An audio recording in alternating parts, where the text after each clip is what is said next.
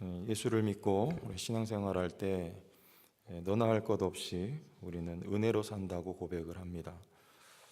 그런데 있을 때 그리고 잘 될 때는 쉽게 하나님의 은혜라고 말하지만 우리가 뭔가 결핍이 있을 때 또는 어려운 일 당할 때에도 우리는 하나님의 은혜를 쉽게 떠올리고 입술로 고백을 하는가? 별반 그렇지 못한 것 같아요.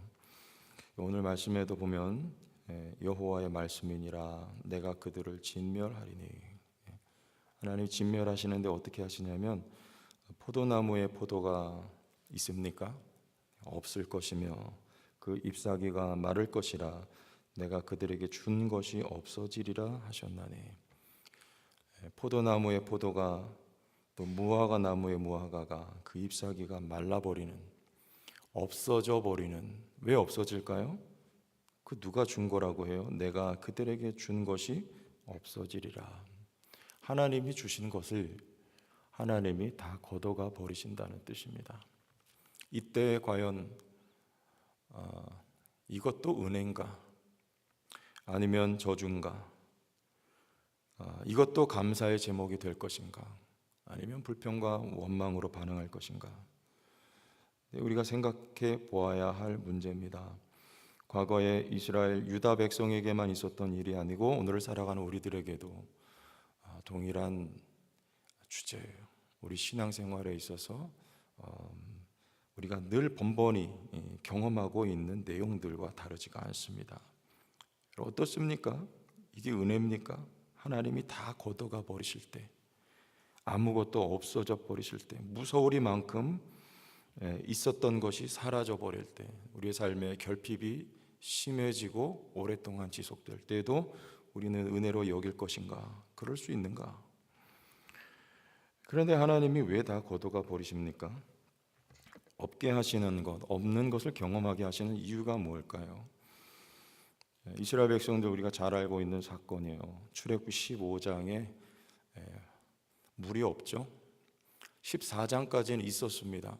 하나님의 기적이 있었어요. 홍해가 갈라집니다. 하나님이 함께 하심을 찬양해요.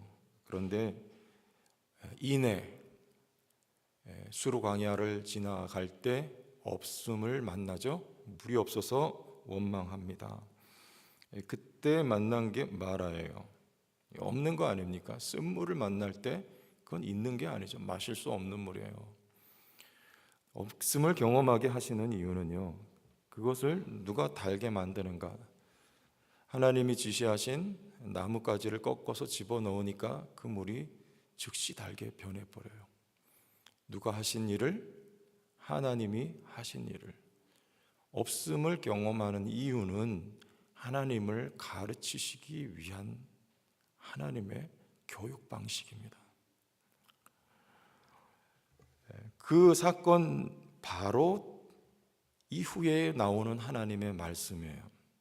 내가 애굽에 내린 질병을 너에게 하나도 내리지 않는, 나는 너희를 치료하는 여호와니라.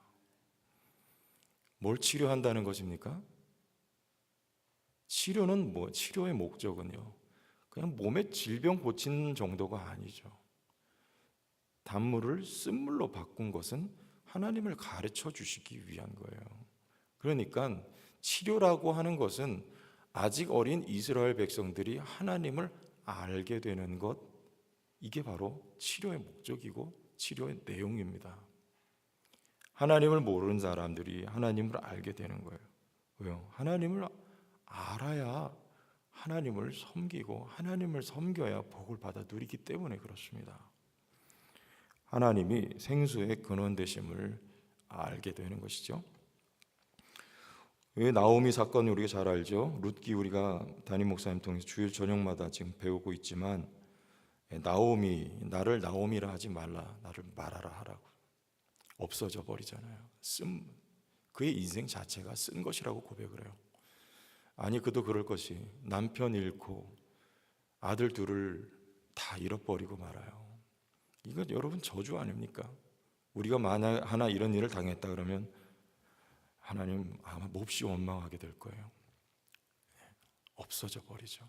그런데 그런 없음은요, 나오미로 하여금 참된 있음을 경험케 하기 위한 거예요. 두 아들을 잃고 결국에는 룻과 그리고 보아스를 통해서 오벳을 얻죠. 오벳을 이 룻기 맨 마지막 장면에 누가 품에 안습니까? 나오미가 품에 안아요. 성경은요, 룻이 품에 안은 모습으로 룻기를 그리지 않습니다. 나오미가 품에 안고 사람들은 말해요. 이는 내 생명의 봉양자니.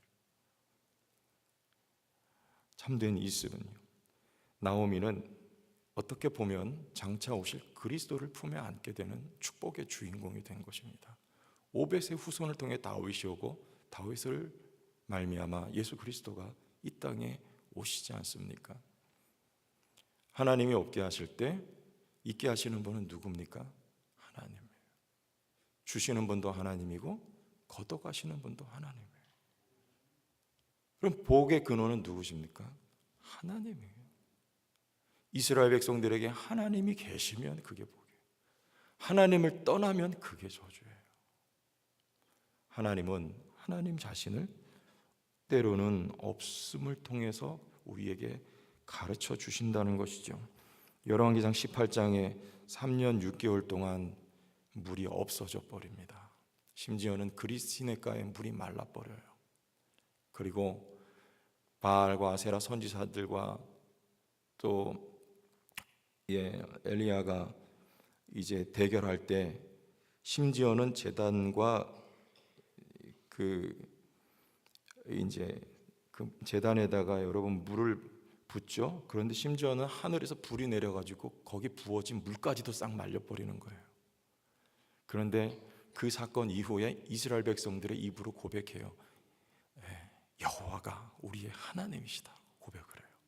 그 고백 이후에 3년 6개월 동안 내리지 않았던 이스라엘에 비가 내리는 거예요. 소낙비가요. 하나님이 왜 없게 하셨습니까? 저주입니까? 아합이 바알과 아세라를 그 부인 이세벨로 말미암아 섬기게 돼요. 하나님은 가르쳐 주시기 위한 거예요. 누가 하나님이심을요? 하나님이 비를 주시는 분이고 하나님이 비를 거둬 가실 수도 있는 분이에요. 하나님이 이른 비와 늦은 비를 내리실 수도 있고 또 하나님이 이 땅의 지면의 모든 물기를 말려버리실 수도 있는 주인이 바로 하나님이신 것을요, 하나님은 자기 백성들에게 가르쳐 주시고 하나님 품으로 돌아오게 하시기 위한 하나님의 뜻과 섭리가 없음에 담아 놓으신 하나님의 비밀과 같은 일이라는 것이죠. 자, 오늘 말씀에 드린 설명을 기억하면서 다시 보세요. 여호와의 말씀이니라 내가 그들을 진멸하리니 포도나무에 포도가 없을 것이며 무화과 나무에 무화과가 없을 것이며 그 잎사귀가 마를 것이라 내가 그들에게 준 것이 없어지리라 하셨나니. 여러분, 이 없음은 축복입니까? 저주입니까? 은혜입니까? 은혜가 아닙니까? 있는 것도 은혜고 없는 것도 은혜입니다. 하나님이 주실 때도 사랑이고 거둬가실 때도 사랑이에요. 단지 하나님 자신을 우리에게 가르쳐 주시기 위한 하나님의 표현인 거예요. 이건 저주가 아니에요. 은혜입니다. 그런데 이스라엘 백성들의 반응은 어떻습니까? 연이어서 14절에 우리가 어찌 가만히 앉았으랴. 가만히 앉아서 우리가 당할 수 없다는 거예요. 지금 우리를 돕는 하나님이 아니라 우리를 멸망시키는 하나님으로 인식하고 있는 거예요. 우리가 어찌 가만히 앉아 있으랴? 그럴 수 없어. 모일지어다 우리가 견고한 성읍들로 들어가서 거기에서 멸망하자. 우리가 견고한 성읍들로 들어가서 끝까지 항전하다가 거기서 죽겠다는 거예요. 지금 누구를 피해서요? 하나님을 피하여서요. 뭐라고 표현합니까?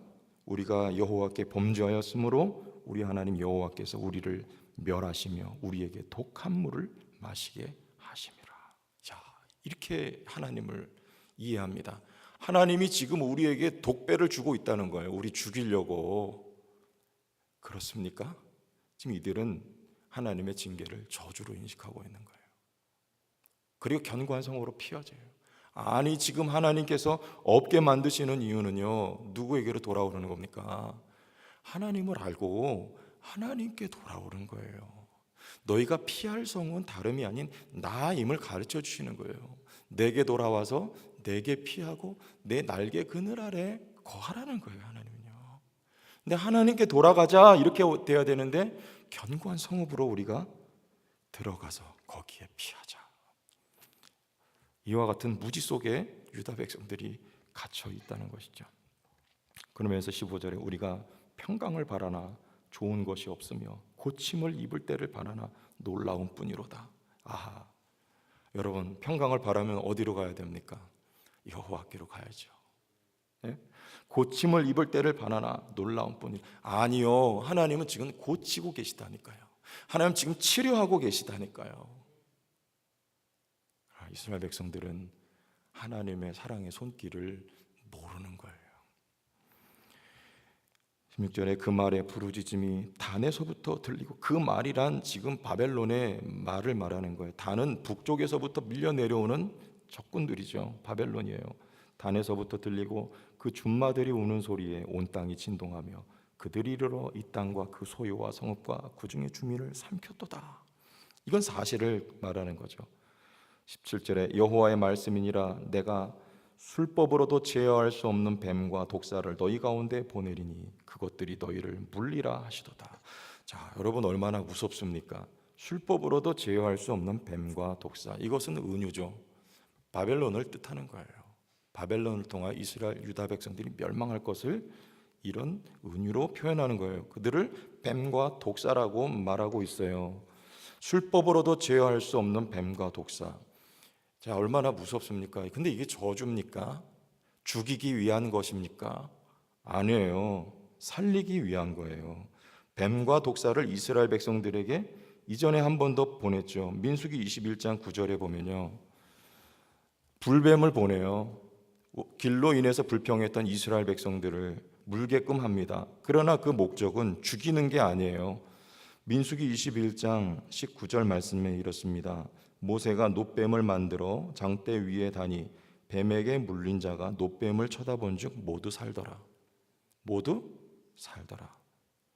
하나님이 지금 뱀을 보내시는 거는요, 술법으로도 제어할 수 없는 뱀과 독사를 너희 가운데 하나님이 보내시는 거는요, 이스라엘 백성들을 멸망해서 아예 죽으라고 보내는 게 아니고요, 이스라엘 백성들을 치료하고 고쳐서 살리려는 거예요. 누구를 바라보면요, 놋뱀을 바라보면요. 요한복음에 놋뱀은 예수님 자신을 뜻한다고 했어요. 장대에 달린 놋뱀이에요. 그리스도를 바라보는 자들로 살게 하는 거예요.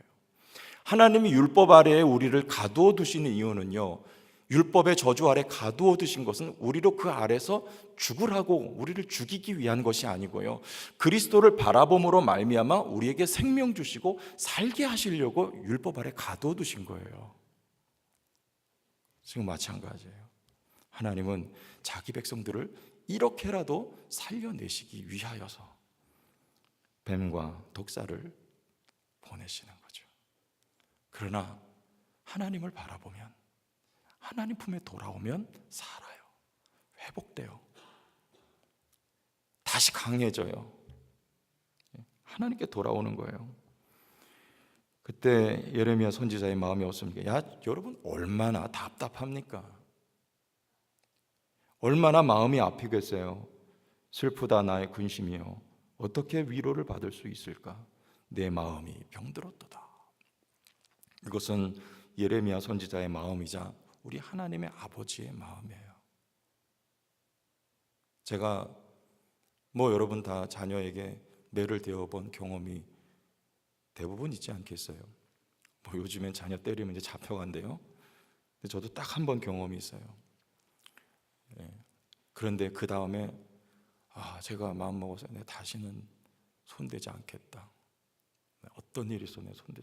왜냐하면요, 그러고 나니까 딱 한 번 제가 매를 댄 적이 있는데, 아이고 너무 마음이 아픈 거예요.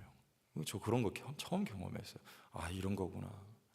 제가 누님한테 전화를 드려가지고요, 이런 일이 있었다 그러니까 저를 막 책망해요. 아빠는 그러면 안 된다고.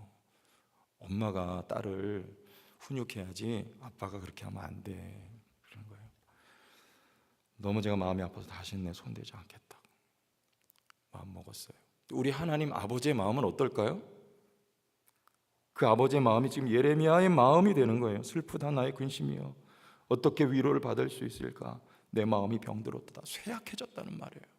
지금 자기 백성을 이렇게 고치고 계시고 하나님 징계하시면서도 우리 하나님 아버지의 마음은 이런 거예요. 마치 자녀에게 손을 대고 아파하는 부모의 마음처럼 우리 하나님 아버지는 아파하고 계시다는 것이죠. 내 딸 백성이 심히 먼 땅에서 19절에 부르짖는 소리로다. 이스라엘 백성들은 여전히 이렇게 말해요. 여호와께서 시온에 계시지 아니한가? 그의 왕이 그 가운데 계시지 아니한가? 아, 하나님이 이스라엘의 예루살렘 시온에 계시지 아니한가? 아, 하나님이 그 왕으로서 그 이스라엘 백성 가운데 좌정하여 계시지 아니한가? 그런데 어찌하여 우리에게 이런 일이 발생할 수 있는가? 지금 이게 이스라엘 백성들의 여전한 불평이에요. 이런 거죠. 하나님이 계시다면 어찌 우리 삶에 이럴 수가 있겠는가? 자, 이건 이스라엘 백성들의 고질병입니다. 출애굽기 17장에 또 잘 아는 사건이잖아요. 르비딤에서요, 무리바 마사 사건이에요. 불 없을 때 모세를 대적하고 하나님을 시험하면서 그들이 한 말이에요. 여호와께서 우리 가운데 계신가 아니 계신가? 이게 똑같은 얘기예요. 하나님이 없게 하시니까요, 하나님이 계시다면 어떻게 우리 삶에 이럴 수 있냐? 하나님이 계시다면 왜 이렇게 내 기도를 들어주시지 않을 수가 있느냐? 뭐 이런 거하고 똑같은 거예요. 하나님이 계시다면 어떻게 내 사랑하는 사람에게 이런 일을 하실 수 있는가? 어떻게 나의 삶이 이렇게 어려워질 수 있는가? 하나님이 계시다면. 여러분, 그런 고백 없습니까? 그런 원망 불평 없습니까? 이스라엘 백성들이 그러고 있어요. 여호와께서 시온에 계시지 아니한가? 그러나 우리 하나님 다시 말씀하시죠. 그들이 어찌하여 그 조각한 신상과 이방의 헛된 것들로 나를 경노하게 하였는가? 하나님의 목적은 한 가지입니다.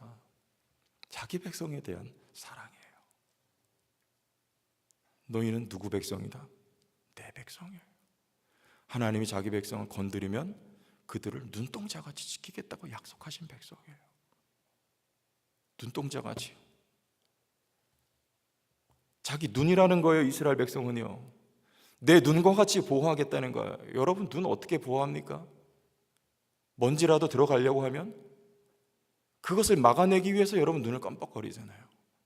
그리고 아픈 것이 들어가면요, 그거 여러분 어떻게 하지 않겠습니까? 빼내야죠. 하나님 자기 백성을 눈과 같이 지키는 거예요. 이스라엘 백성을 하나님이 내 눈이라고 말씀하시는 거예요. 그런데 그 백성이 지금 어디 가서요? 바알과 아세라 앞에 가서 절할 때 하나님은 뭐 하신다는 겁니까? 이방의 헛된 것들로 나를 경노하게 하였는가?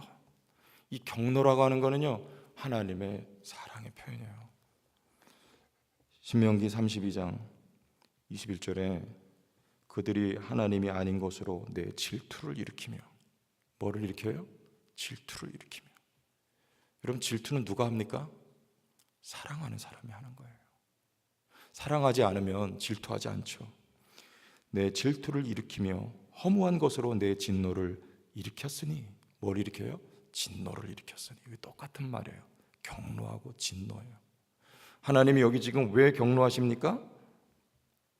그들이 어찌하여 그 조각한 신상과 이방의 헛된 것들로, 그러니 너희는 내게로 오라는 하나님의 마음을 이렇게 전달하는 거예요.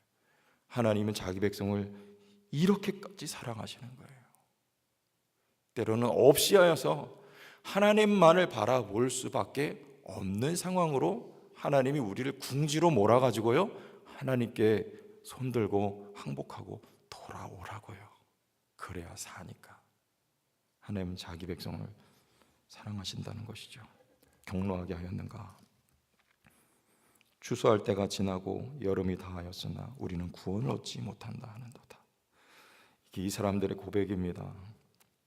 여전히 우리는 구원을 얻지 못한다. 때가 지났다는 거예요. 추수할 때가 지나고 여름이 다하였으나. 때가 지났습니까? 아니에요. 아직도 기회가 있습니다. 하나님은 지금도 기회를 만들고 계신 거예요. 여호와의 품으로 돌아올 수 있는 기회를 주고 계십니다.